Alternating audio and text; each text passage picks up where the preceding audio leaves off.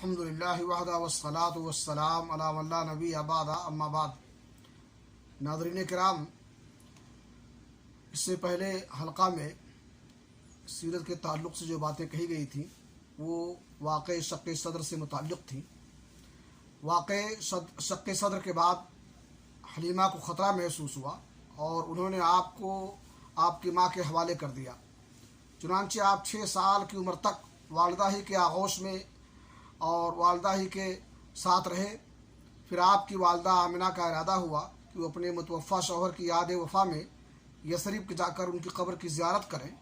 चुनांचे वो अपने यतीम बच्चे और मोहम्मद और अपनी खादिमा उम्मे ऐमन और अपने सरपरस्त अब्दुल मुत्तलिब की मईयत में मदीना तशरीफ़ ले गई और वहाँ 1 माह तक क़याम करके वापस हुई।